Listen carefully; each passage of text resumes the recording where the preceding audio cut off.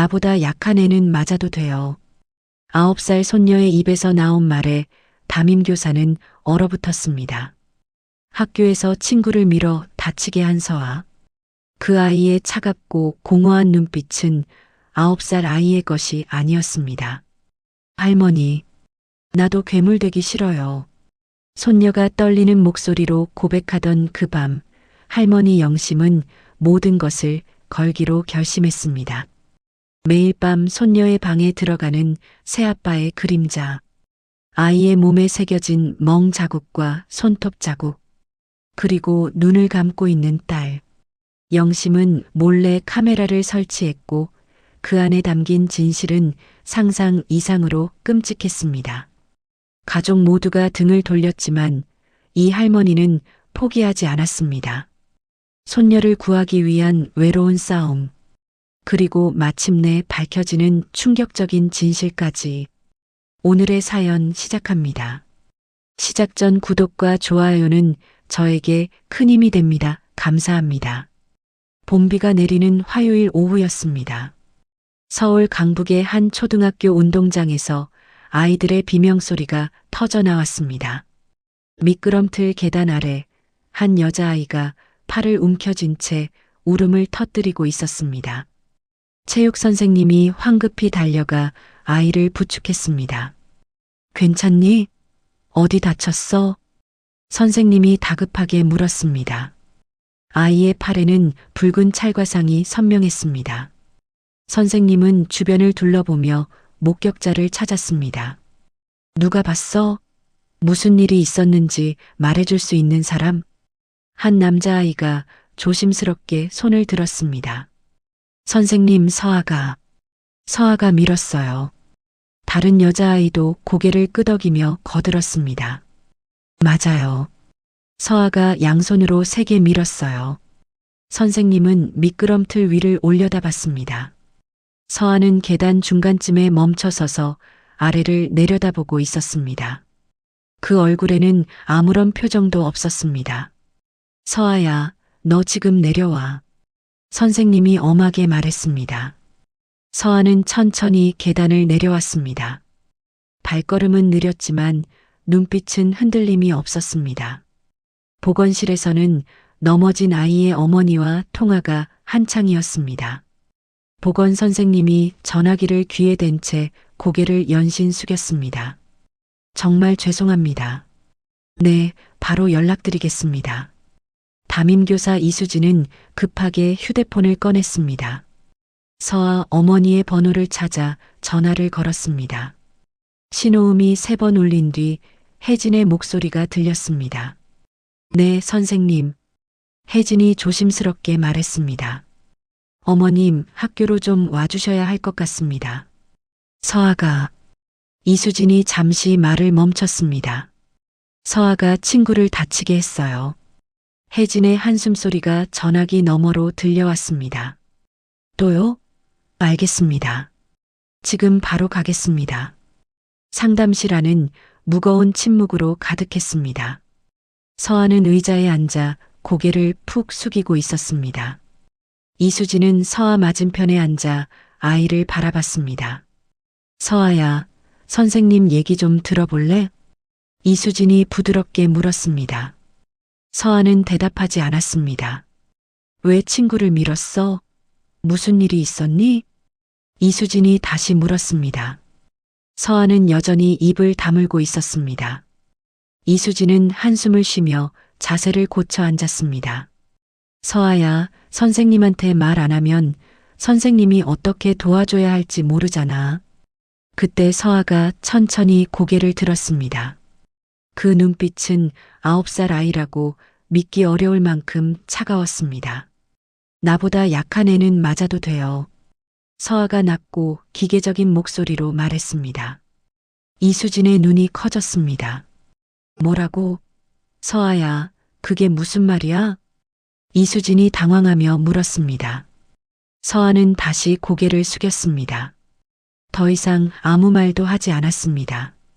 40분 뒤 혜진이 상담실 문을 열고 들어왔습니다. 서아 옆에는 피해 학생의 어머니도 함께 앉아 있었습니다. 혜진은 재빨리 고개를 숙였습니다. 정말 죄송합니다. 혜진이 연거푸 사과했습니다. 피해 학생 어머니는 팔짱을 낀 채 차갑게 말했습니다. 이게 처음이 아니에요. 지난주에도 우리 애가 서아한테 밀렸다고 했어요. 혜진의 얼굴이 창백해졌습니다. 그런 일이 있었다니 정말 몰랐습니다. 집에서 단단히 타일러 보겠습니다. 이수진이 조심스럽게 입을 열었습니다. 어머님, 사실 오늘 서아가 한 말이 좀 걱정스러워서요. 혜진이 이수진을 쳐다봤습니다. 무슨 말을 했는데요? 이수진은 잠시 망설이다가 말했습니다. 나보다 약한 애는 맞아도 된다고 했어요. 혜진은 딸을 돌아봤습니다. 서아는 여전히 고개를 숙인 채 아무 반응이 없었습니다. 상담이 끝나고 혜진은 서아의 손을 잡았습니다. 아니, 거의 끌다시피 했습니다. 복도를 지나 현관을 나서는 동안 두 사람 사이에는 한마디 말도 없었습니다. 주차장에 도착해 차 문을 열었습니다. 서아가 뒷좌석에 올라타자 혜진은 문을 세게 닫았습니다. 운전석에 앉은 혜진은 백미러로 딸을 바라봤습니다. 너 도대체 왜 그런 짓을 한 거야? 혜진이 다그쳤습니다. 서아는 창밖만 응시했습니다. 엄마가 물어보잖아. 대답 좀 해봐. 혜진의 목소리가 높아졌습니다. 서아가 천천히 고개를 돌려 엄마를 쳐다봤습니다. 엄마는 몰라. 서아가 차갑게 말했습니다. 혜진은 더 이상 할 말을 찾지 못했습니다. 시동을 걸고 집으로 향했습니다. 차 안은 무거운 침묵만이 흘렀습니다. 저녁 6시 두 사람이 집에 도착했습니다. 현관문을 열자 부엌에서 영심이 나왔습니다. 왔니? 어머, 일찍 왔네. 무슨 일 있었어? 영심이 손녀의 얼굴을 살폈습니다. 뭔가 심상치 않다는 걸 단번에 알아챘습니다. 엄마, 서아가 학교에서 혜진이 말을 시작했습니다. 영심은 서아를 쳐다봤습니다. 서아는 신발을 벗으며 할머니의 시선을 피했습니다. 친구를 밀어서 다치게 했대요. 혜진이 한숨을 쉬며 말했습니다. 영심의 표정이 굳어졌습니다. 서아야. 영심이 손녀를 불렀습니다. 서아는 대답 없이 자기 방으로 들어가 버렸습니다. 문 닫히는 소리가 쿵 하고 울렸습니다. 영심은 딸을 돌아봤습니다. 혜진아, 서아가 요즘 좀 이상하지 않니? 혜진이 가방을 소파에 던지며 말했습니다. 엄마, 제가 혼낼게요. 그냥 내버려 두세요. 영심은 서아의 방문을 바라봤습니다. 마음이 무거웠지만 일단 물러섰습니다. 저녁 식사 시간이 되었습니다. 식탁에는 영심, 혜진, 서아, 그리고 준호가 앉았습니다. 준호는 회사에서 막 퇴근한 참이었습니다. 넥타이를 풀며 자리에 앉았습니다. 오늘 회사에서 정말 힘들었어. 준호가 중얼거렸습니다. 혜진이 조심스럽게 입을 열었습니다. 여보, 사실 오늘 학교에서 연락이 왔어요.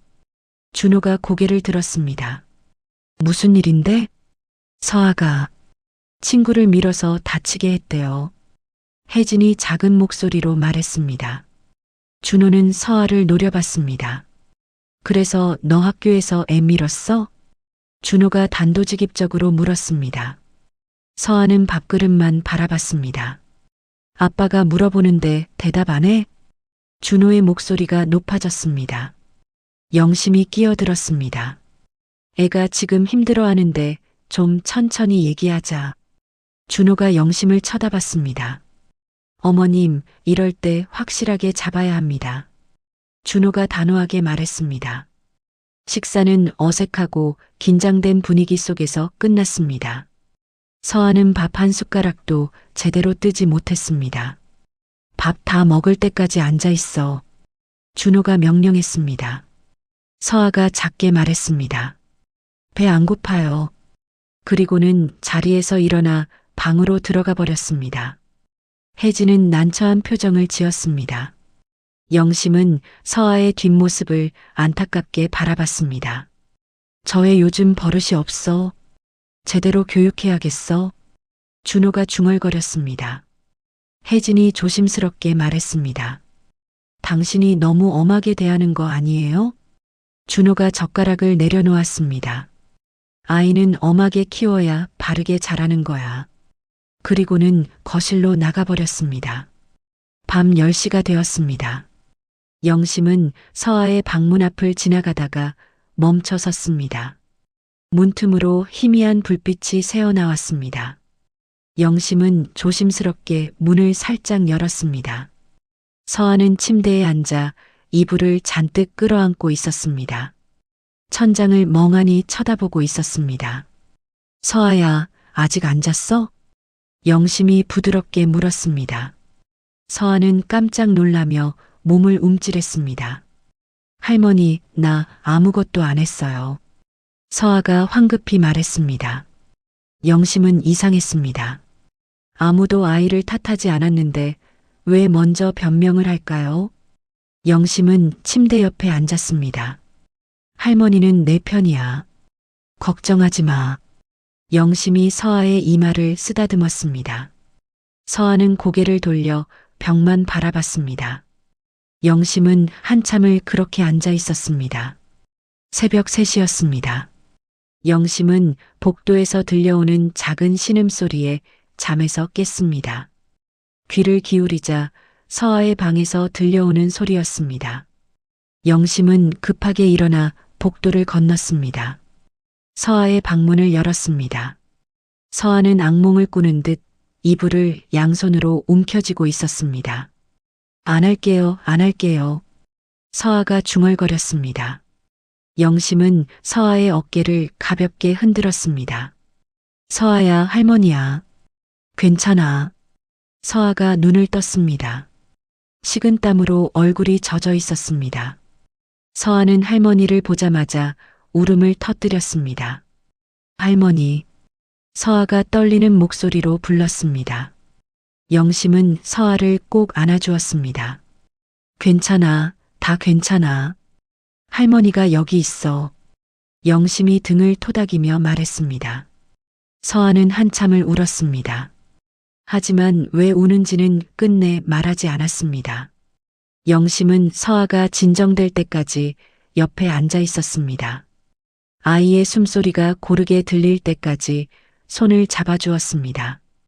방을 나오며 영심은 복도에서 멈춰 섰습니다.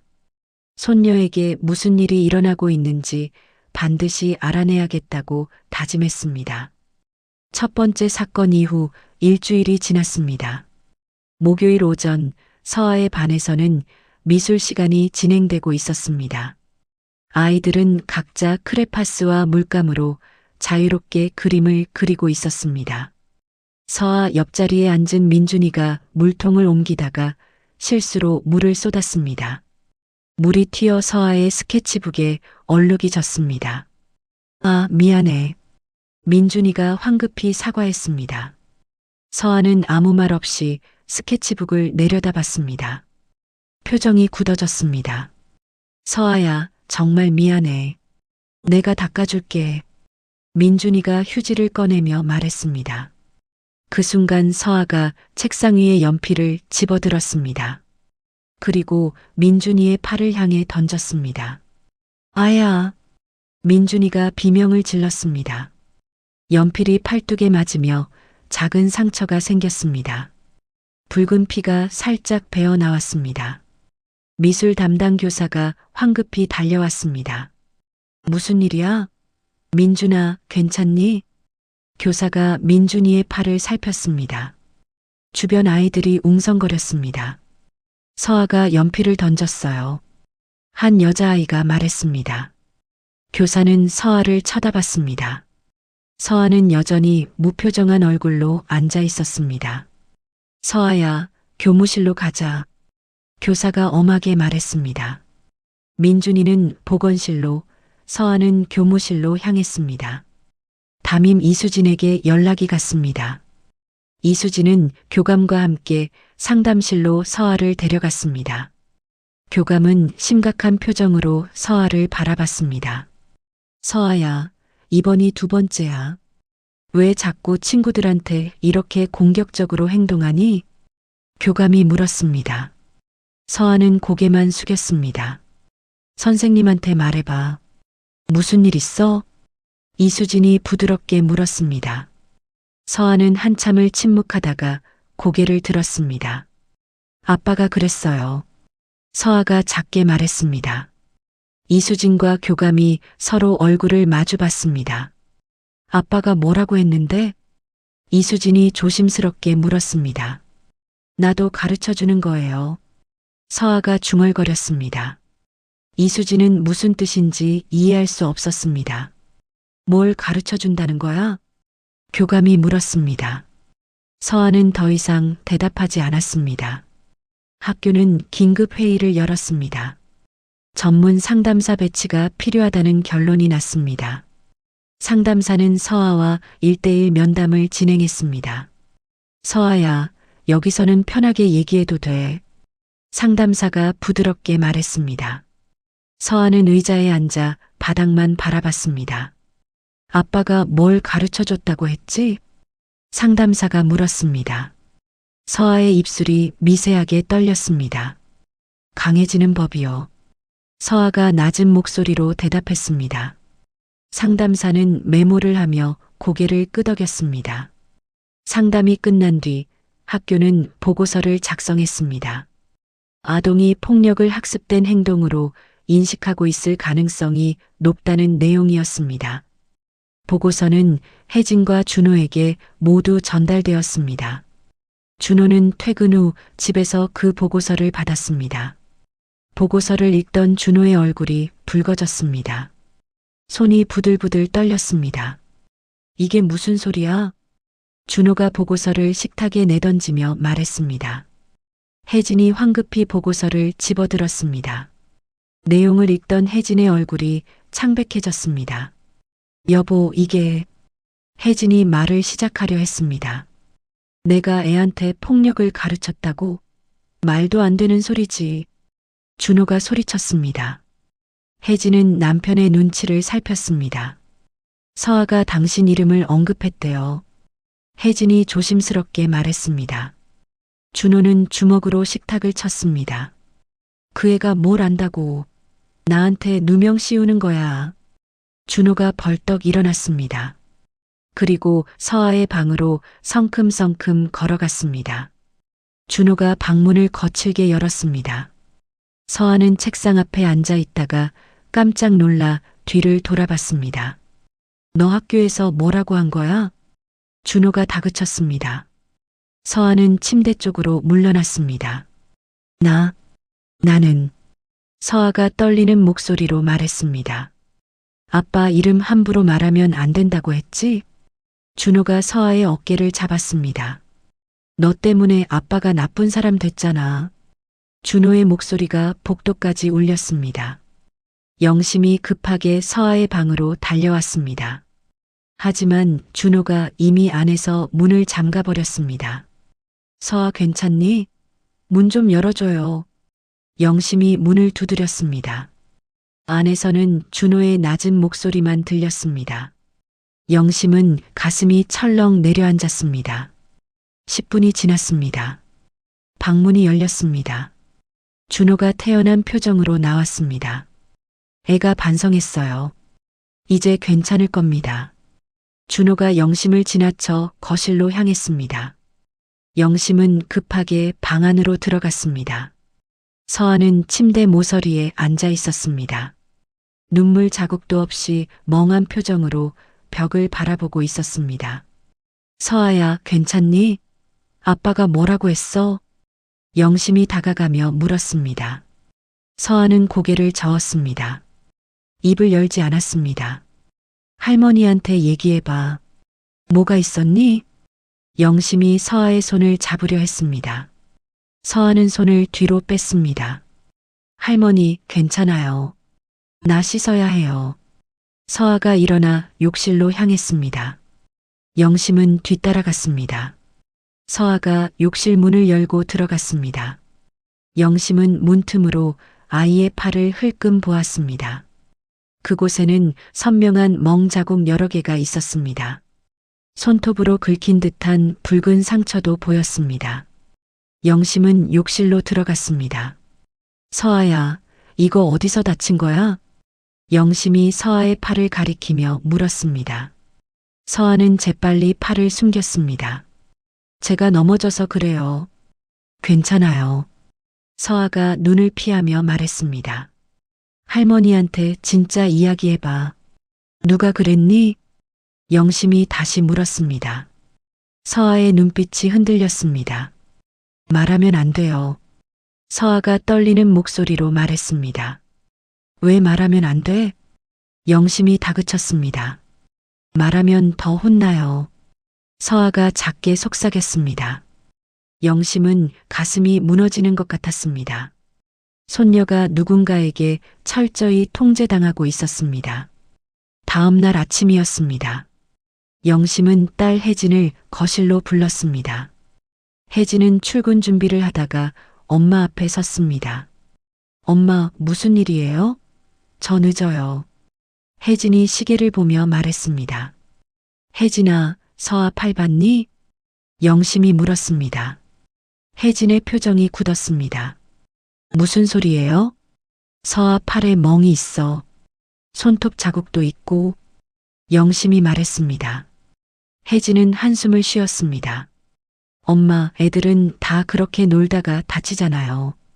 혜진이 방어적으로 말했습니다. 아니야. 저건 넘어져서 생긴 상처가 아니야. 영심이 강하게 말했습니다. 혜진의 얼굴에 불안한 기색이 스쳤습니다. 그럼 누가 그랬다는 거예요? 혜진이 되물었습니다. 영심은 잠시 망설였습니다. 준호 씨가 서아한테 뭐라는 거 아니냐? 영심이 조심스럽게 말했습니다. 혜진의 얼굴이 창백해졌습니다. 엄마, 그런 말 하지 마세요. 혜진이 소리쳤습니다. 엄마는 왜 맨날 남편을 의심해요? 우리 가정을 불안하게 만들지 마세요. 혜진이 가방을 집어들었습니다. 그리고 현관으로 향했습니다. 혜진아, 얘기 좀 더 하자. 영심이 불렀습니다. 저 회사 가야 해요. 나중에 얘기해요. 혜진이 문을 열고 나가버렸습니다. 영심은 혼자 거실에 남았습니다.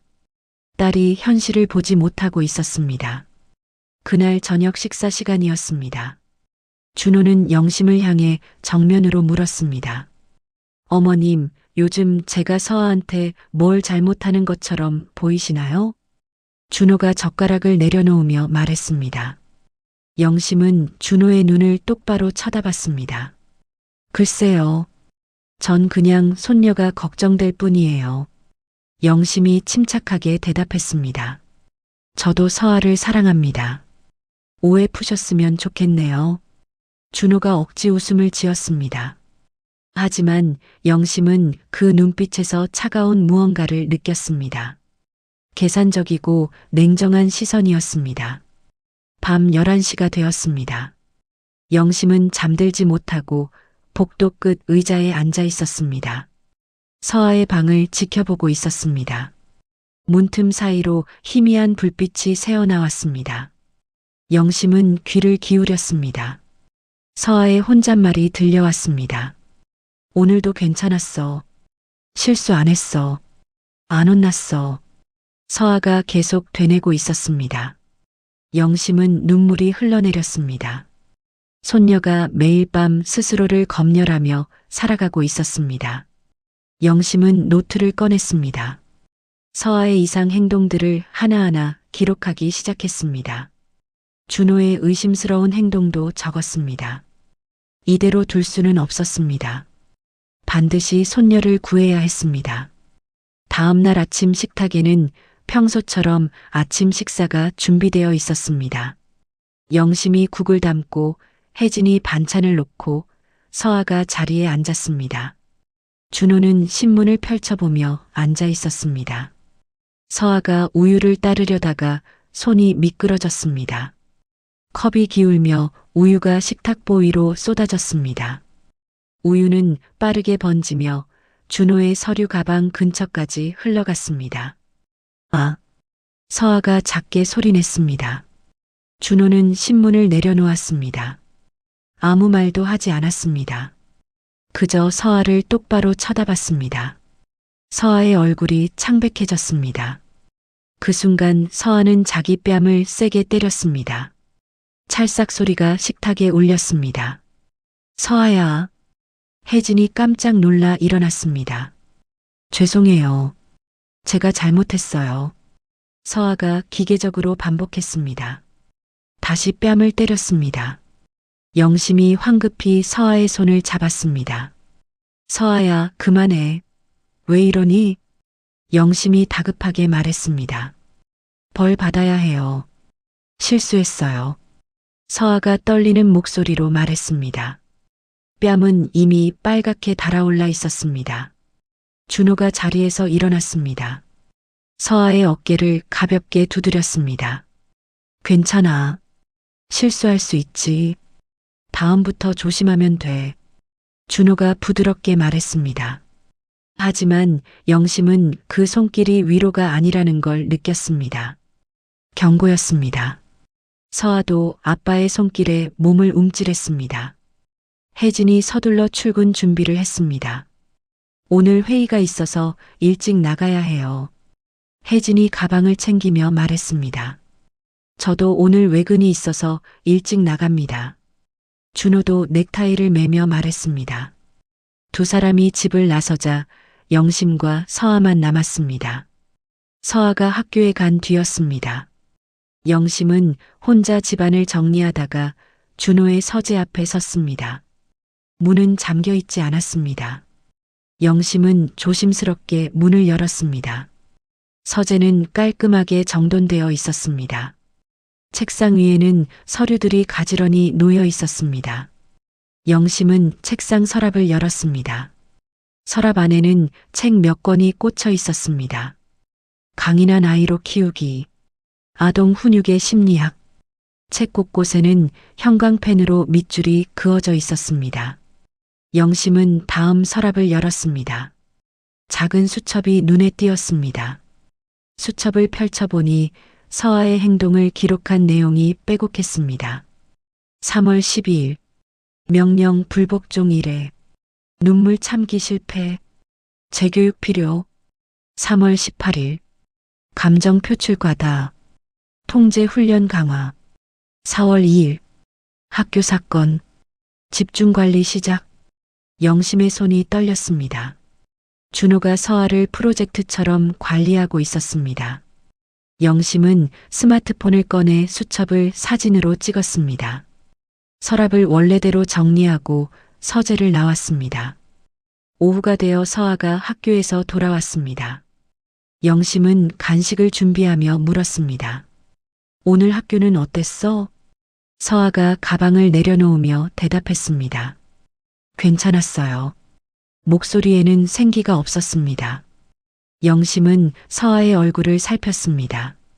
표정은 여전히 어두웠습니다. 저녁 무렵 준호가 외근에서 돌아왔습니다. 현관문을 열고 들어서며 서아에게 물었습니다. 오늘 학교에서 실수 안 했지? 준호가 넥타이를 풀며 말했습니다. 네, 아빠. 서아가 고개를 끄덕였습니다. 목소리에는 감정이 전혀 담겨 있지 않았습니다. 마치 녹음된 대답 같았습니다. 준호는 만족한 표정으로 자기 방으로 들어갔습니다. 영심은 식탁을 닦으며 그 장면을 지켜봤습니다. 가슴이 답답했습니다. 영심이 서아에게 다가갔습니다. 서아야, 할머니랑 같이 산책 갈래? 날씨도 좋은데. 영심이 부드럽게 제안했습니다.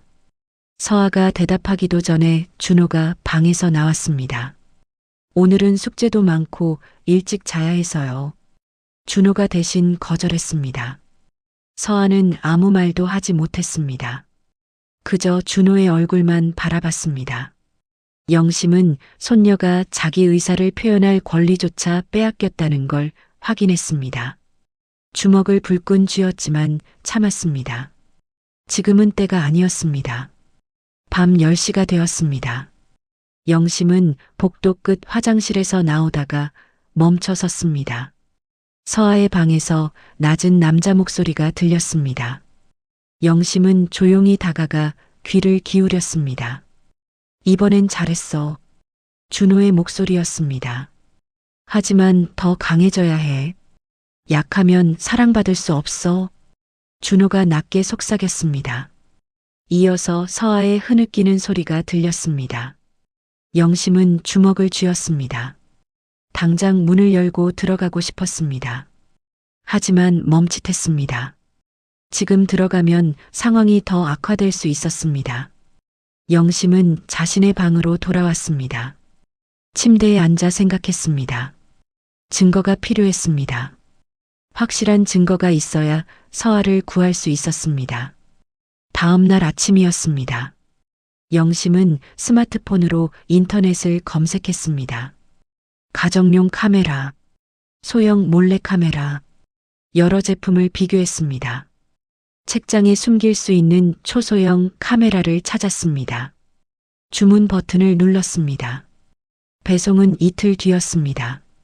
영심은 서아가 학교에 있는 동안 서아의 방에 들어갔습니다. 책장을 살폈습니다. 매닉한 두꺼운 책 뒤쪽이 적당해 보였습니다. 영심은 그곳에 작은 표시를 해두었습니다. 이틀이 지났습니다. 택배가 도착했습니다. 영심은 상자를 열어 카메라를 꺼냈습니다. 사용 설명서를 꼼꼼히 읽었습니다. 스마트폰과 연결하는 방법을 익혔습니다. 오후가 되었습니다. 혜진과 준호가 모두 출근하고 서아가 학교에 간 사이였습니다. 영심은 서아의 방에 들어갔습니다. 책장 위에 카메라를 조심스럽게 설치했습니다. 카메라는 책 뒤에 완벽하게 숨겨졌습니다. 렌즈는 침대 쪽을 향하도록 각도를 맞췄습니다. 영심은 자신의 방으로 돌아와 스마트폰을 켰습니다. 화면에 서아의 침대와 책상이 선명하게 보였습니다. 밤이 되었습니다. 영심은 자기 방에서 스마트폰 화면을 켜두었습니다. 11시 30분이 되었습니다. 화면 속 서아는 이미 잠들어 있었습니다. 11시 40분경이었습니다. 방문이 조용히 열렸습니다. 준호가 들어왔습니다. 영심은 숨을 죽였습니다. 녹화 버튼을 눌렀습니다. 준호는 서아의 침대 옆에 앉았습니다. 서아를 깨웠습니다. 서아가 눈을 비비며 일어났습니다. 오늘 할머니한테 뭐라고 말했어? 준호가 낮은 목소리로 물었습니다. 아무 말 안 했어요. 서아가 작게 대답했습니다. 잘했어. 비밀은 지켜야 하는 거야. 우리끼리만 아는 거야. 준호가 서아의 머리를 쓰다듬었습니다. 서아는 고개를 끄덕였습니다. 표정은 긴장으로 굳어 있었습니다. 준호는 몇 분 더 앉아 있다가 방을 나갔습니다. 영심은 녹화를 멈췄습니다. 영상 파일을 확인했습니다. 제대로 저장되었습니다. 영심은 파일을 클라우드에 백업했습니다. 눈물이 흘러내렸습니다.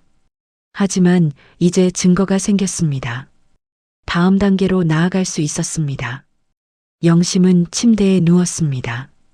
잠은 오지 않았습니다. 머릿속으로 계획을 세웠습니다. 이 영상을 누구에게 보여줘야 할까요? 경찰일까요? 아동보호기관일까요? 아침이 밝았습니다. 영심은 피곤한 얼굴로 부엌에 나왔습니다. 혜진이 출근 준비를 하고 있었습니다. 엄마, 어젯밤에 못 주무셨어요?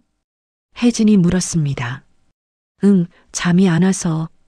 영심이 짧게 대답했습니다. 혜진은 더 묻지 않고 현관으로 향했습니다.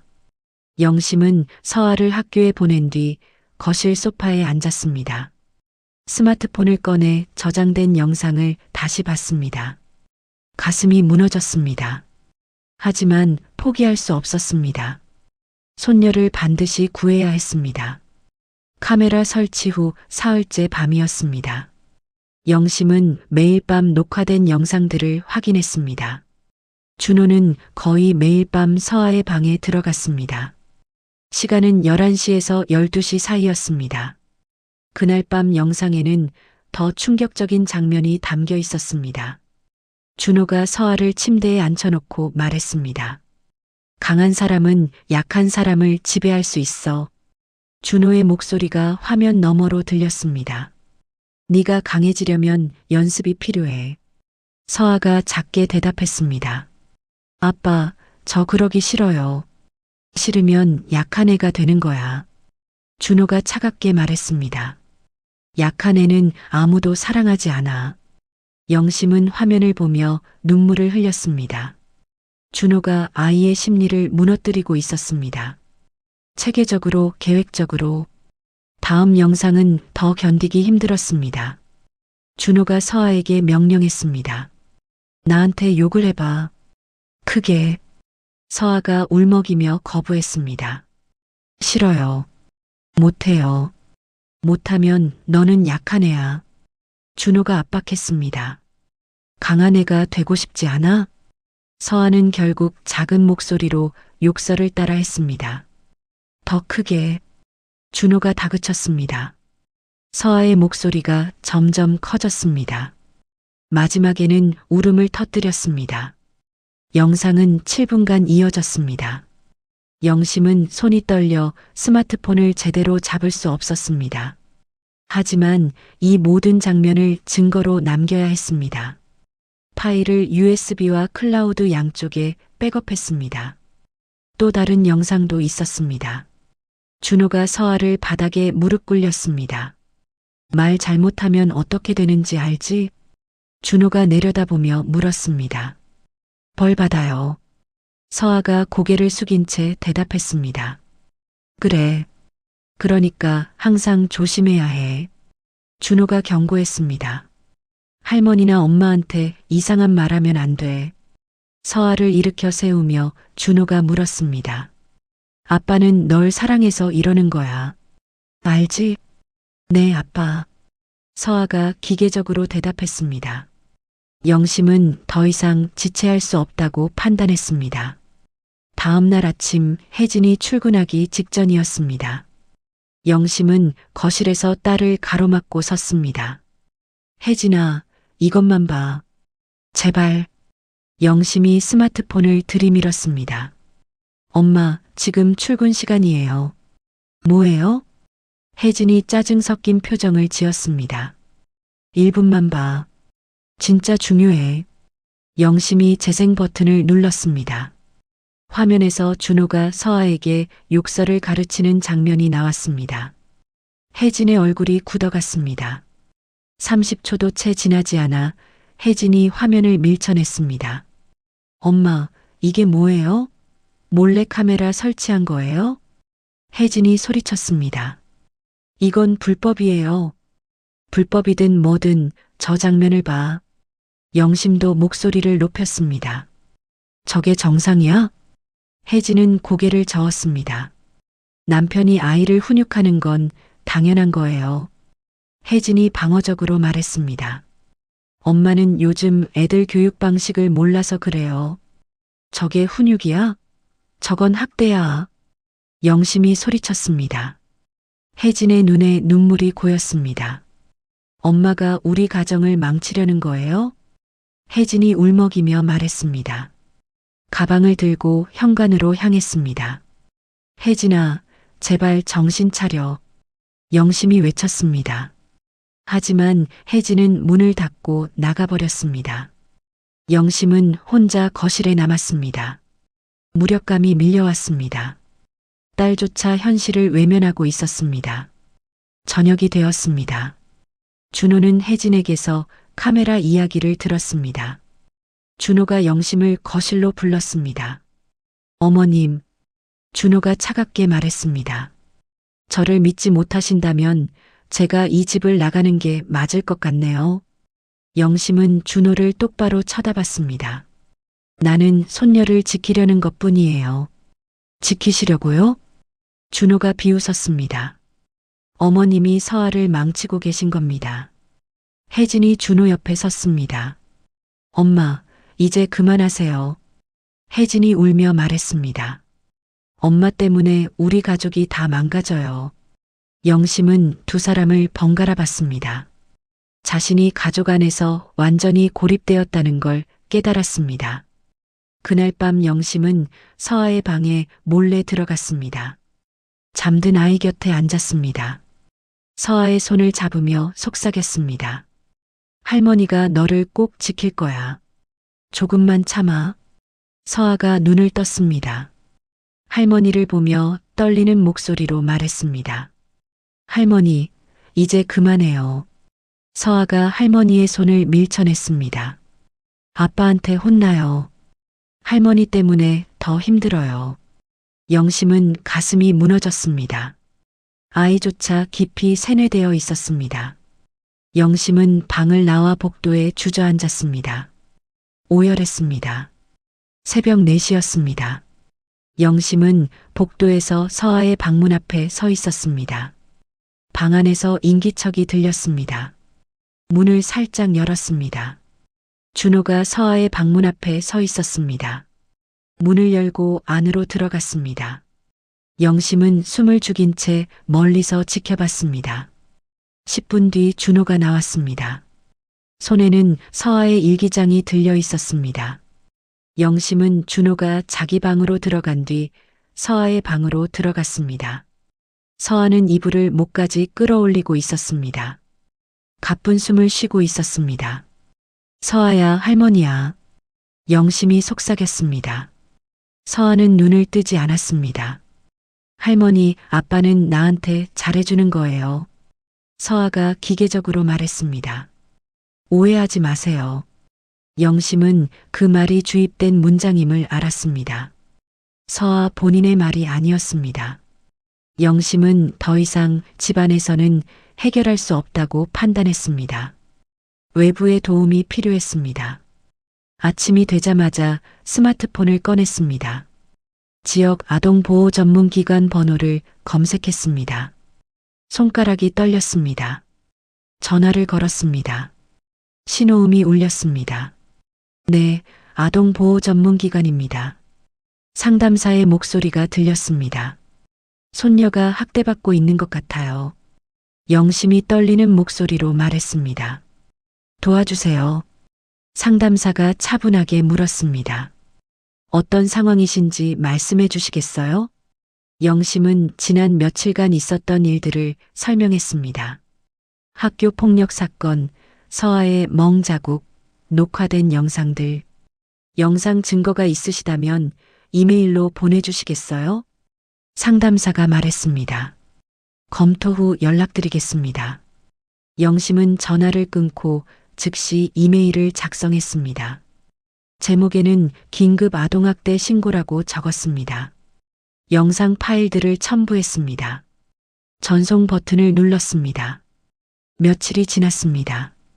상담사에게서 회신이 왔습니다. 영심은 떨리는 손으로 이메일을 열었습니다. 영상만으로는 즉각적인 분리 조치가 어렵습니다. 아동 본인의 진술과 추가 조사가 필요합니다. 영심은 좌절했습니다. 하지만 포기할 수 없었습니다. 다른 방법을 찾아야 했습니다. 영심은 오랜 지인인 변호사 박미영에게 전화했습니다. 미영아, 나야. 영심이 말했습니다. 도움이 좀 필요해.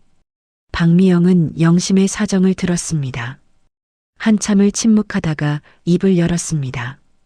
영심아, 물리적 폭행 흔적이 명확하지 않으면 법적 대응이 어려워. 박미영이 현실적으로 말했습니다. 아동이 학대를 부인하면 더더욱 힘들고. 영심은 한숨을 쉬었습니다. 그럼 어떻게 해야 해? 일단 아동심리 상담부터 받게 해. 박미영이 조언했습니다. 전문가 소견을 확보하는 게 중요해. 영심은 고개를 끄덕였습니다. 혜진이랑 준호가 상담받게 하는 걸 거부할 텐데. 그럼 학교를 통해서 요청해봐. 박미영이 제안했습니다. 담임 선생님한테 연락해보는 게 어때? 영심은 전화를 끊고 생각했습니다. 담임 이수진에게 연락해야겠다고 결심했습니다. 내일 아침 학교에 전화하기로 했습니다. 밤이 되었습니다. 영심은 창밖을 바라봤습니다. 달빛이 희미하게 비쳐들었습니다. 손녀를 구하기 위한 싸움은 이제 시작이었습니다. 영심은 주먹을 불끈 쥐었습니다. 포기하지 않을 것입니다. 다음 날 오전 영심은 담임교사 이수진에게 전화를 걸었습니다. 수화기 너머로 이수진의 목소리가 들렸습니다. 네, 서아 할머니시죠? 이수진이 반갑게 인사했습니다. 선생님, 개인적으로 만나고 싶어요. 영심이 조심스럽게 말했습니다. 서아에 대해 중요한 얘기가 있어요. 이수진의 목소리가 진지해졌습니다. 오후 3시에 학교 상담실로 오세요. 오후 3시, 영심은 학교 상담실 문을 열었습니다.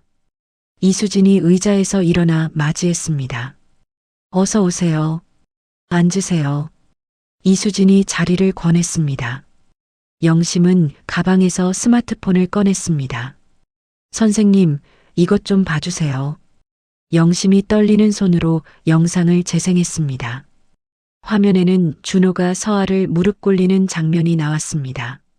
이어서 욕설을 가르치는 장면도 이어졌습니다. 이수진의 표정이 굳어졌습니다. 영상을 다 본 이수진은 손으로 입을 가렸습니다. 이건 이수진이 말을 잇지 못했습니다. 명백한 정서적 학대예요. 이수진의 목소리가 떨렸습니다.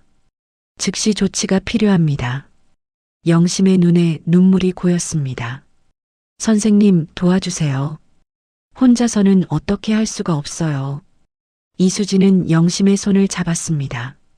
학교 측에서 아동보호전문기관에 공식 신고하겠습니다. 이수진이 단호하게 말했습니다. 서아를 꼭 지켜드릴게요. 같은 날 저녁 학교에서 공식 신고가 접수되었습니다.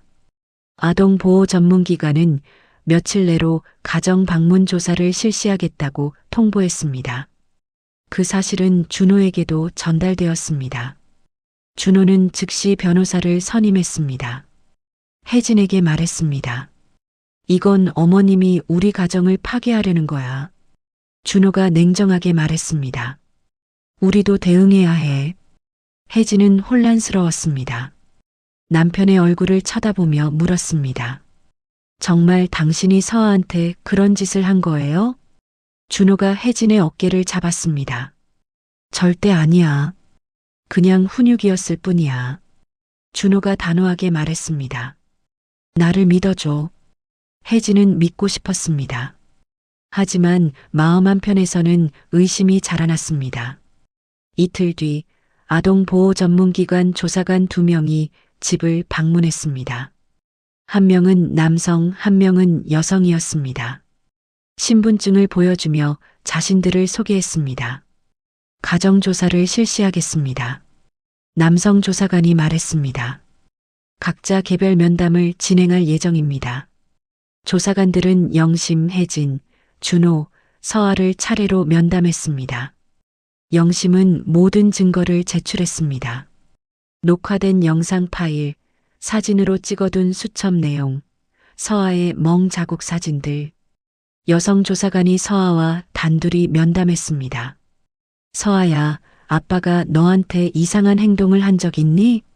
조사관이 부드럽게 물었습니다. 서아는 고개를 저었습니다. 아빠는 좋은 사람이에요. 서아가 작게 말했습니다. 조사관은 서아의 팔을 살폈습니다. 희미하게 남아있는 멍 자국이 보였습니다. 이건 어디서 다쳤어? 조사관이 물었습니다. 제가 넘어져서 다쳤어요. 서아가 일관되게 대답했습니다. 조사관은 메모를 했습니다. 조사는 3시간에 걸쳐 진행되었습니다. 조사관들이 떠나며 말했습니다. 추가 검토 후 연락드리겠습니다. 남성 조사관이 영심에게 말했습니다. 최대한 빨리 처리하겠습니다. 조사관이 떠난 뒤 준호가 영심을 거실로 불렀습니다. 어머님, 이제 만족하셨습니까? 준호가 차갑게 말했습니다. 우리 가정이 완전히 망가졌습니다. 영심은 준호를 똑바로 쳐다봤습니다. 나는 손녀를 지키려는 건데 왜 그게 가정을 망치는 거냐? 어머님이 착각하고 계신 겁니다. 준호가 주장했습니다. 저는 서아를 사랑합니다. 혜진이 두 사람 사이에 섰습니다. 이제 그만 좀 싸워요. 제발. 혜진이 울며 소리쳤습니다. 서아는 자기 방문을 닫고 들어가 있었습니다. 그날 밤 영심은 자신의 방에서 혼자 울었습니다. 과연 자신의 선택이 옳은 것인지 자책했습니다. 하지만 포기할 수는 없었습니다. 일주일 후 아동보호 전문기관으로부터 조사 결과가 통보되었습니다. 영심은 떨리는 손으로 공문서를 펼쳤습니다. 정서적 학대의 정황은 인정되나 아동 본인의 진술이 일관되지 않고 물리적 증거가 불충분해 즉각적인 분리 조치는 어렵습니다. 정기적인 가정 방문 및 아동 상담을 권고합니다. 영심은 공문서를 내려놓았습니다. 절망스러웠습니다. 하지만 그래도 포기하지 않기로 다짐했습니다. 서아를 계속 지켜볼 것입니다. 준호는 조사 결과를 보며 안도의 한숨을 쉬었습니다. 혜진에게 말했습니다. 이제 끝난 거지? 혜진이 조심스럽게 물었습니다. 준호가 고개를 끄덕였습니다. 영심은 거실 창가에 서서 중얼거렸습니다. 아니, 이제 시작이야. 같은 주 금요일이었습니다. 학교에서 다시 한번 학부모 면담을 요청했습니다. 서아의 이상 행동이 계속되고 있었기 때문입니다. 이번에는 준호가 직접 학교에 갔습니다. 담임 이수진과 교감 앞에 앉았습니다. 아이가 예민한 시기라 그렇습니다. 준호가 정중하게 말했습니다. 가정에서 잘 관리하겠습니다. 준호는 매끄럽게 상황을 무마했습니다. 상담이 끝난 후 이수진에게 따로 다가갔습니다.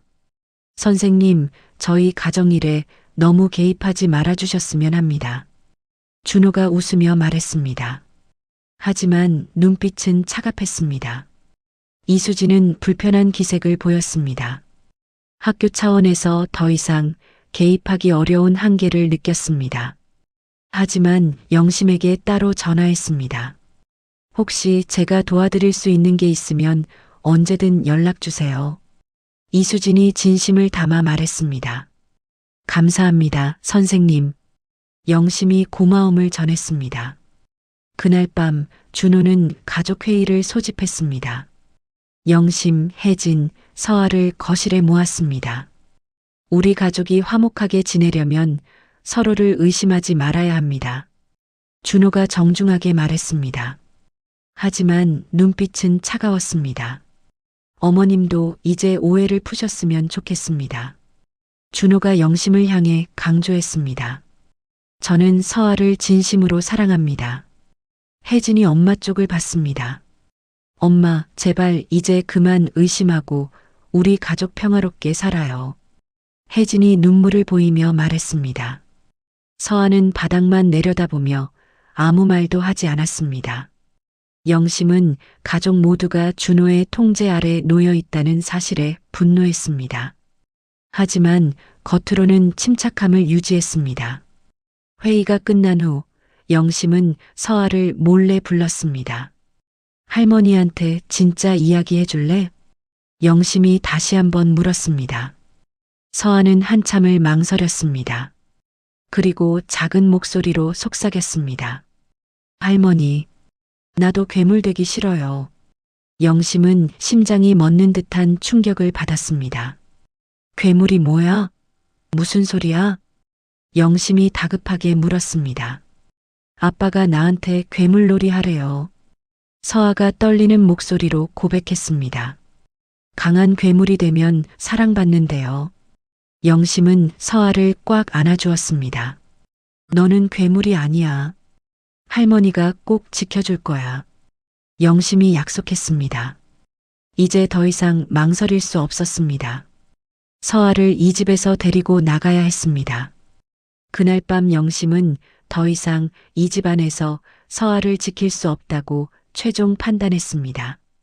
침대에 누워서도 잠이 오지 않았습니다. 머릿속으로 계획을 세웠습니다. 서아를 데리고 안전한 곳으로 피신해야 했습니다. 영심은 오랜 친구 김순자에게 전화를 걸었습니다. 시계를 보니 밤 11시였습니다. 하지만 급한 상황이었습니다. 여보세요? 김순자의 목소리가 들렸습니다. 순자야, 나야. 늦은 시간에 미안해. 영심이 조심스럽게 말했습니다. 무슨 일이야? 목소리가 안 좋은데. 김순자가 걱정스럽게 물었습니다. 서아를 데리고 며칠만 피신할 곳이 필요해. 영심이 떨리는 목소리로 말했습니다. 김순자는 잠시 침묵하다가 대답했습니다. 우리 집으로 와. 방도 있고 안전해. 김순자가 흔쾌히 수락했습니다. 정말 고마워. 영심이 감사의 인사를 전했습니다. 전화를 끊고 영심은 작은 여행 가방을 꺼냈습니다. 옷가지 몇 벌과 필요한 물건들을 챙겼습니다. USB에 복사해둔 증거 파일도 가방에 넣었습니다. 만약의 사태에 대비해 경찰 신고 준비도 마쳤습니다. 새벽 5시가 되었습니다. 영심은 조용히 서아의 방으로 들어갔습니다. 침대에서 자고 있는 서아를 깨웠습니다. 서아야, 할머니야. 영심이 속삭였습니다. 서아가 눈을 떴습니다. 할머니 따라올래? 우리 잠깐 나가자. 영심이 부드럽게 말했습니다. 서아는 두려움 가득한 눈빛으로 할머니를 쳐다봤습니다. 잠시 망설이다가 고개를 끄덕였습니다. 서아는 할머니의 손을 잡았습니다. 두 사람은 조용히 옷을 챙겨 입었습니다. 영심은 가방을 메고 서아의 손을 꽉 잡았습니다.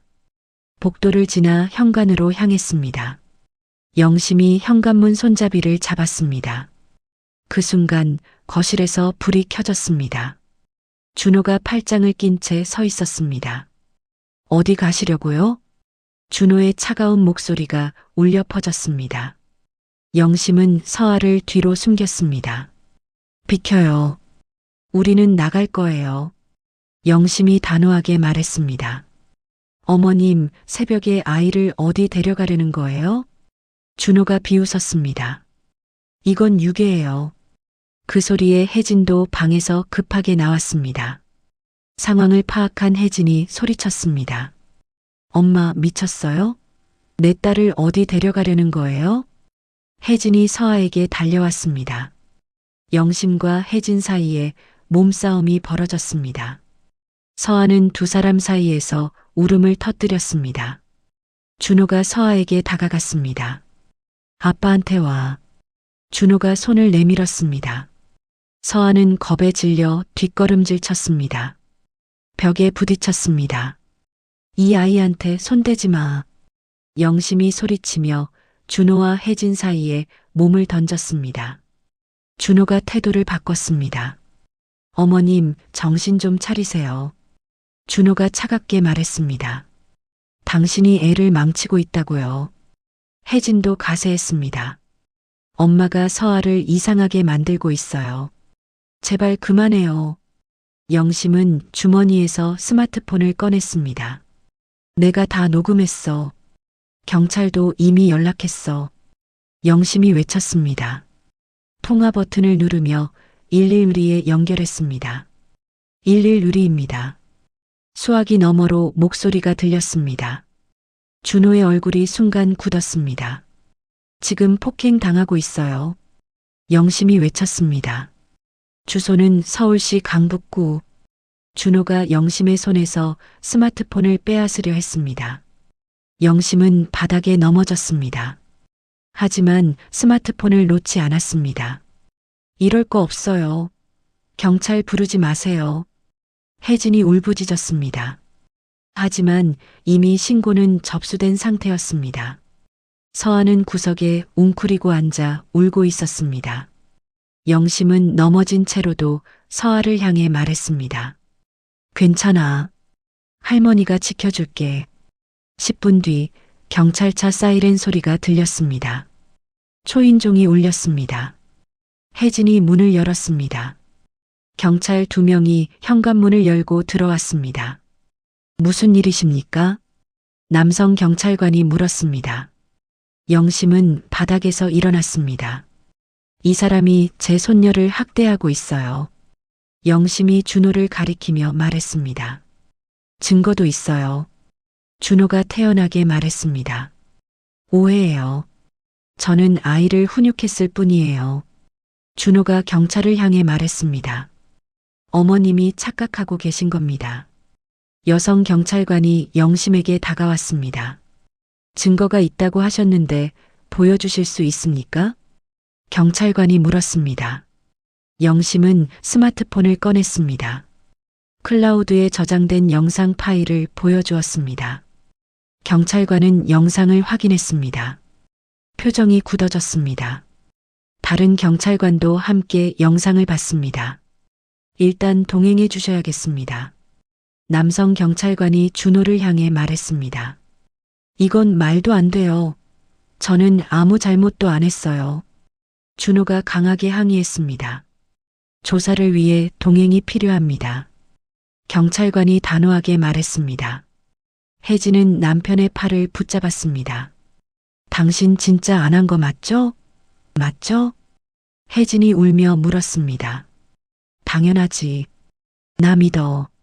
준호가 대답했습니다. 경찰은 준호를 데리고 집을 나섰습니다. 혜진은 바닥에 주저앉았습니다. 이게 무슨 일이야? 혜진이 오열했습니다. 영심은 서아를 품에 안았습니다. 서아가 처음으로 고백했습니다. 할머니, 무서웠어요. 이제 괜찮아. 할머니가 지켜줄게. 영심이 눈물을 흘리며 속삭였습니다. 경찰서에서 준호는 조사를 받았습니다. 영심이 제출한 영상 파일들이 증거로 채택되었습니다. 조사 결과 준호는 아동학대 및 정서적 폭력 혐의로 입건되었습니다. 법원은 서아에 대한 접근금지 명령을 내렸습니다. 혜진은 경찰서에서 돌아온 뒤 영심에게 말했습니다. 엄마가 우리 가족을 망쳤어요. 혜진이 원망하며 말했습니다. 나는 손녀를 구한 거야. 영심이 맞섰습니다. 혜진은 며칠 동안 방에 틀어박혀 나오지 않았습니다. 영심은 서아를 돌보며 아이가 안정을 찾을 수 있도록 노력했습니다. 서아는 여전히 밤마다 악몽을 꾸었습니다. 하지만 이전과 달리 할머니 품에서 올 수 있게 되었습니다. 일주일 후 혜진은 변호사와 상담했습니다. 이혼 절차를 시작하기로 결심했습니다. 혜진은 영심에게 다가왔습니다. 엄마 말이 맞았어요. 혜진이 사과했습니다. 제가 눈을 감고 있었어요.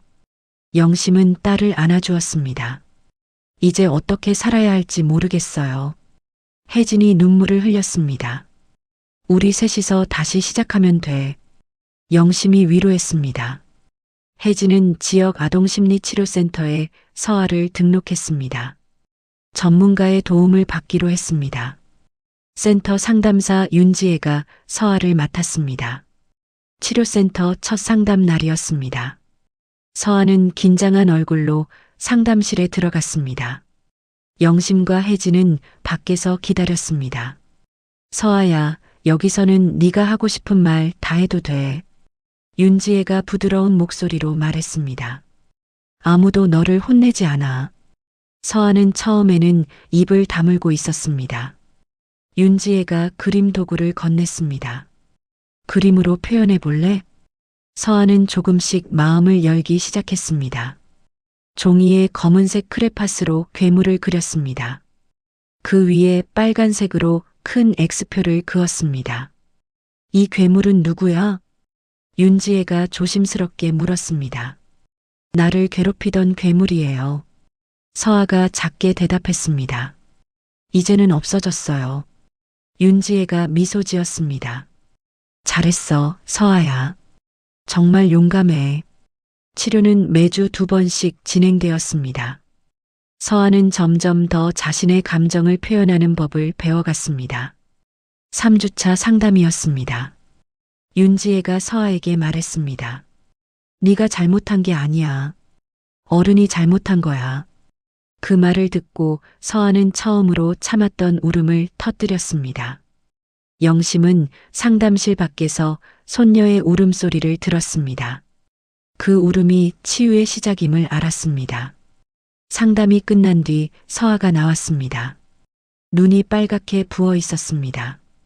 할머니, 나 조금 나아진 것 같아요. 서아가 말했습니다. 정말 잘하고 있어. 영심이 눈물을 흘리며 답했습니다. 영심은 서아의 손을 잡고 집으로 돌아갔습니다.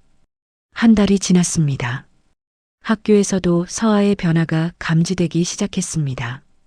담임 이수진이 영심에게 전화했습니다. 서아가 친구들과 어울리기 시작했어요. 이수진이 기쁜 목소리로 말했습니다. 웃는 모습도 자주 보여요. 어느 날 쉬는 시간이었습니다. 한 친구가 복도에서 넘어졌습니다. 서아는 달려가 친구를 일으켜 세웠습니다. 괜찮아? 서아가 걱정스럽게 물었습니다. 이수진은 그 모습을 지켜보며 안도의 한숨을 쉬었습니다. 기록장에 적었습니다. 서아가 정말 많이 좋아졌다고. 영심은 이 소식을 듣고 기뻤습니다. 손녀가 조금씩 본래의 모습을 되찾아가고 있었습니다. 준호의 재판날이 다가왔습니다. 혜진은 법정에 증인으로 출석했습니다. 영심도 방청석에 앉아 있었습니다. 검사가 혜진에게 물었습니다. 피고인이 서아에게 어떤 행동을 했는지 알고 계셨습니까? 혜진이 떨리는 목소리로 대답했습니다. 처음에는 몰랐습니다. 준호는 변호인 옆에 앉아 무표정한 얼굴로 혜진을 바라봤습니다. 혜진은 그 시선을 피했습니다. 재판부는 영심이 제출한 영상 증거를 검토했습니다. 상담사의 소견서도 함께 검토했습니다. 명백한 아동학대 정황이 인정됩니다. 판사가 판결을 내렸습니다. 징역 2년과 아동 관련 시설 취업 제한 10년을 선고합니다. 준호는 표정 하나 바꾸지 않고 판결을 들었습니다. 재판이 끝난 뒤였습니다. 혜진은 법원 복도에서 영심과 마주쳤습니다. 엄마, 미안해요. 혜진이 눈물을 흘렸습니다. 제가 서아를 지키지 못했어요. 영심은 딸을 안아주었습니다. 이제라도 정신 차린 거면 된 거야. 영심이 딸을 위로했습니다. 우리 다시 시작하자. 두 사람은 법원을 나서며 서로의 손을 꽉 잡았습니다. 이제는 함께 서아를 지켜나가기로 다짐했습니다. 재판 이후 혜진은 이혼 절차를 신속히 진행했습니다. 한 달 뒤 정식으로 이혼이 확정되었습니다. 혜진은 새로운 직장을 구하기 시작했습니다. 면접을 보러 다니는 혜진을 영심이 응원했습니다. 잘하고 올 거야. 영심이 딸의 어깨를 두드렸습니다. 엄마, 제가 할 수 있을까요? 혜진이 불안해했습니다. 당연하지. 너는 강한 애야. 영심이 격려했습니다. 혜진은 결국 한 회사에 합격했습니다. 집에 돌아와 소식을 전했습니다. 엄마, 합격했어요. 혜진이 기뻐하며 말했습니다. 영심과 서아가 함께 축하해 주었습니다. 세 사람은 작은 아파트로 이사를 준비했습니다. 새로운 환경에서 새 출발을 하기로 했습니다. 새 집에서는 내 방이 있을까요? 서아가 물었습니다. 당연하지. 네가 좋아하는 색으로 꾸며줄게. 혜진이 답했습니다. 영심은 두 사람의 대화를 들으며 미소 지었습니다. 이제야 진짜 가족의 모습을 찾아가고 있었습니다. 이사 당일이었습니다. 세 사람은 짐을 정리하며 새로운 집에 적응하기 시작했습니다. 서아가 자기 방을 둘러봤습니다. 할머니, 이제 여기서 안전한 거죠? 서아가 물었습니다. 그럼, 이제 아무도 너를 괴롭히지 못해. 영심이 답했습니다. 혜진은 거실에 가족 사진을 걸었습니다. 이제 우리 셋이서 행복하게 살자. 혜진이 말했습니다. 영심과 서아는 고개를 끄덕였습니다.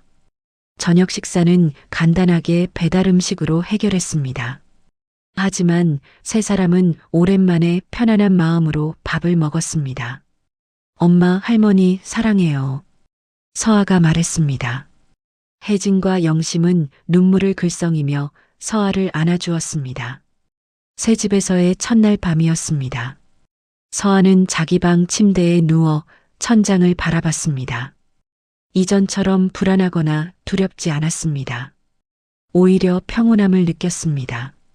영심이 서아의 방문을 살짝 열었습니다. 서아야, 잘 자고 있니? 네, 할머니. 오늘은 악몽 안 꿀 것 같아요. 서아가 대답했습니다. 영심은 서아의 이마에 키스했습니다. 잘 자, 우리 서아. 영심이 속삭였습니다. 서아는 미소를 지으며 눈을 감았습니다. 영심은 방을 나와 거실로 향했습니다. 혜진과 함께 차를 마시며 앞으로의 계획을 이야기했습니다. 창밖으로 달빛이 비쳐들었습니다. 영심은 평온한 마음으로 창밖을 바라봤습니다. 이제야 진짜 회복이 시작되었습니다. 1년이 지났습니다. 서아는 완전히 다른 아이가 되어 있었습니다. 학교에서는 반장으로 선출되었습니다. 친구들 사이에서 인기가 많았습니다. 어느 날 학교 발표회가 열렸습니다. 서아는 무대에 올라 발표를 시작했습니다. 제목은 나의 할머니였습니다. 할머니는 나를 구해준 영웅이에요. 서아가 또렷한 목소리로 말했습니다. 할머니 덕분에 지금의 제가 있어요. 객석에 앉은 영심은 눈물을 흘렸습니다. 혜진도 옆에서 손수건으로 눈가를 닦았습니다. 발표가 끝나고 서아는 무대에서 내려왔습니다. 영심에게 달려가 안겼습니다. 할머니, 잘했어요? 서아가 물었습니다. 할머니가 자랑스러워. 영심이 속삭였습니다. 혜진은 새 직장에서 안정을 찾았습니다. 경제적으로도 자립할 수 있게 되었습니다. 점심시간에 동료들과 함께 식사했습니다. 요즘 딸이 정말 잘 커가고 있어요. 혜진이 자랑스럽게 말했습니다. 동료 한 명이 웃으며 대답했습니다. 힘든 시기를 잘 이겨내셨네요. 엄마 덕분이에요. 혜진이 말했습니다. 엄마가 아니었으면 우리 가족은 망가졌을 거예요. 퇴근 후 혜진은 집으로 돌아갔습니다. 집이 안전하고 따뜻한 곳이라는 사실에 감사했습니다. 현관문을 열자 서아와 영심이 함께 저녁 준비를 하고 있었습니다. 다녀왔어요. 혜진이 환하게 웃었습니다. 엄마, 오늘 뭐 해 먹을 거예요? 서아가 물었습니다. 네가 좋아하는 김치찌개 끓일까? 혜진이 대답했습니다. 영심은 이제 70세를 바라보는 나이였습니다. 하지만 여전히 건강하고 활기찼습니다. 매일 아침 공원에서 산책을 했습니다. 어느 날 산책 중 오랜 친구 김순자를 만났습니다. 요즘 얼굴이 정말 밝아졌네. 김순자가 말했습니다. 손녀가 잘 자라고 있어서 그래. 영심이 웃었습니다. 이제 걱정 없어. 두 사람은 벤치에 앉아 차를 마셨습니다. 영심은 그동안의 이야기를 들려주었습니다.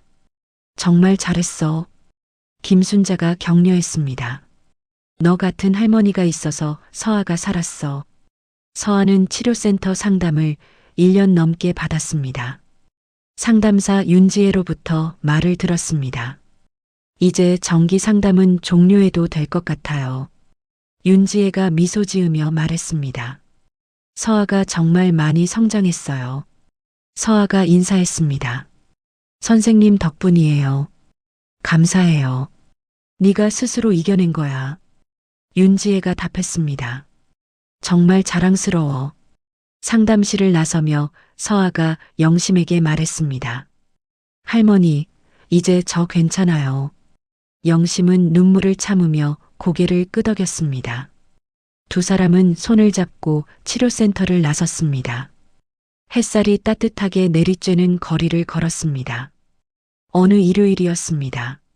세 사람은 함께 놀이공원에 갔습니다. 서아는 롤러코스터를 타며 신나게 소리를 질렀습니다. 혜진과 영심은 그 모습을 지켜보며 웃었습니다. 놀이공원을 돌아다니며 서아가 말했습니다. 엄마, 할머니, 오늘 정말 재밌어요. 우리 자주 이렇게 나오자. 영심이 말했습니다. 그래요. 우리 가족 시간 많이 만들어요. 혜진이 답했습니다. 해질 무렵이었습니다. 세 사람은 공원 벤치에 앉아 석양을 바라봤습니다. 서로의 손을 꽉 잡았습니다. 서아의 1첫 번째 생일날이었습니다. 집에서는 작은 파티가 열렸습니다. 서아의 친구 몇 명이 초대되었습니다. 영심과 혜진은 케이크와 음식을 준비했습니다. 촛불을 끄기 전 서아가 눈을 감았습니다. 빨리 빌어. 친구들이 재촉했습니다. 서아는 눈을 뜨며 말했습니다. 우리 가족이 계속 행복하게 지내는 거요. 영심과 혜진은 눈물을 글썽였습니다. 파티가 끝나고 친구들이 돌아갔습니다. 세 사람은 거실에 앉아 케이크를 나눠 먹었습니다. 조용하지만 따뜻한 시간이었습니다. 어느 저녁이었습니다. 서아는 일기장을 펼쳐 오늘의 일기를 썼습니다. 오늘도 학교에서 친구들과 재밌게 놀았다. 할머니랑 엄마가 저녁에 맛있는 걸 해줬다. 나는 정말 행복하다. 일기를 다 쓰고 서아는 책상 서랍을 열었습니다. 깊숙한 곳에 숨겨뒀던 옛날 일기장을 꺼냈습니다. 그곳에는 오늘도 괴물놀이라는 문장이 적혀 있었습니다. 서아는 그 페이지를 찢어 쓰레기통에 버렸습니다. 이제 괴물은 없어. 서아가 중얼거리며 새 일기장을 덮었습니다. 잠자리에 들었습니다. 영심은 밤마다 서아의 방문 앞을 지났습니다. 아이가 평온하게 잠들었는지 확인하는 습관이 생겼습니다. 그날 밤도 영심은 서아의 방문을 살짝 열었습니다. 서아는 편안한 얼굴로 깊이 잠들어 있었습니다. 악몽을 꾸는 기색도 없었습니다. 영심은 조용히 방문을 닫았습니다. 복도로 나와 중얼거렸습니다. 정말 다행이야. 자신의 방으로 돌아가며 영심은 생각했습니다. 손녀를 지켜낸 것에 대한 자부심과 안도감을 느꼈습니다. 어느 주말 아침이었습니다. 세 사람은 함께 시장에 갔습니다. 서아는 과일 가게 앞에서 신이 났습니다. 할머니, 이거 사요. 그래, 사자. 영심이 웃으며 답했습니다. 오늘 저녁에 뭐 해 먹을까? 혜진이 야채를 고르며 물었습니다. 떡볶이요. 서아가 외쳤습니다. 세 사람은 장을 보며 웃고 떠들었습니다. 지나가는 사람들은 그들의 밝은 모습을 보며 미소 지었습니다. 집으로 돌아가는 길이었습니다. 이런 평범한 일상이 얼마나 소중한지 모르는 사람이 많아. 영심이 말했습니다.